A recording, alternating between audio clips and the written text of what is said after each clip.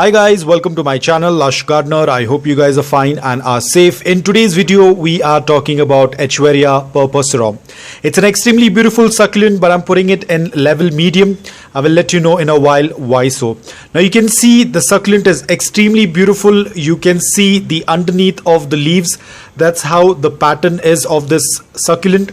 The soil requirement remains the same. The soil has to be loose, porous and well draining. Ensure that the soil dries completely before you go ahead and do a watering.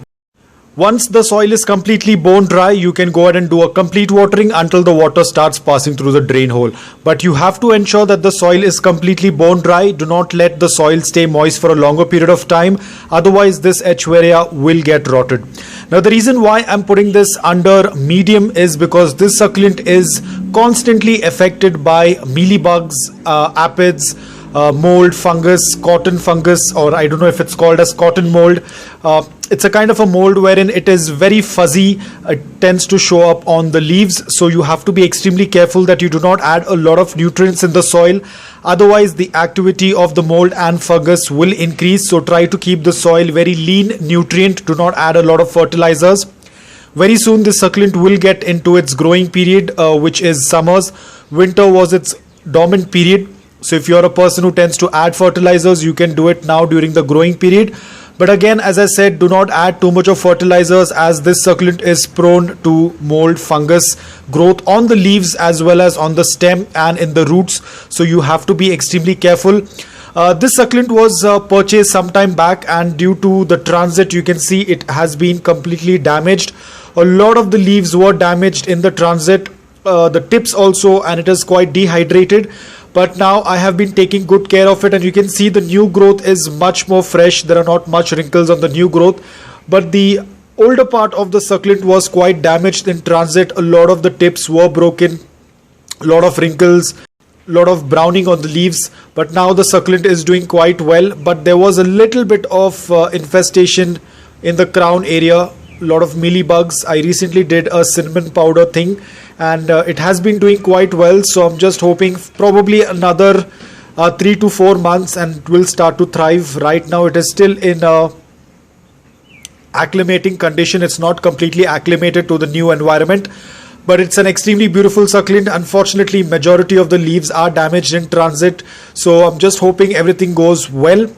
Propagation is pretty simple. You can either propagate it via leaves or you can do a stem separation.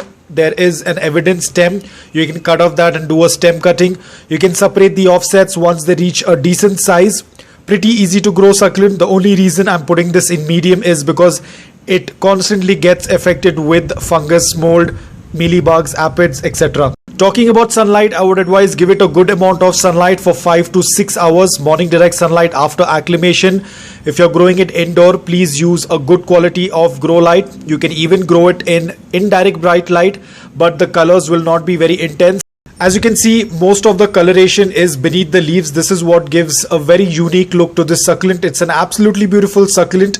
If you are a beginner, you can definitely add it in your collection, provided that you follow the basic care requirements.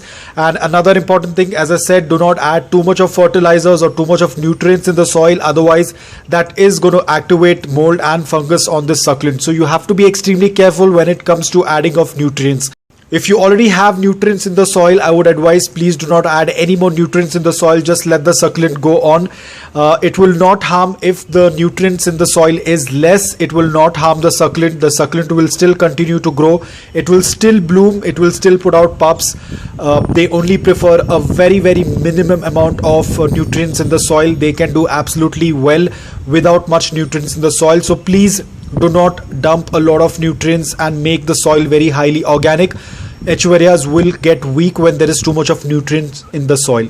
So that's all about this beautiful variety of succulent. If you are a beginner, if you're just starting off with succulents, if you are going to keep these things in mind, you can definitely add this in your collection, and I'm sure it will definitely thrive in your garden. So guys, I hope that this video was helpful to you. If it was, please hit the like button. If you're new to my channel, please consider subscribing to it. Until then, take care, stay safe and keep propagating.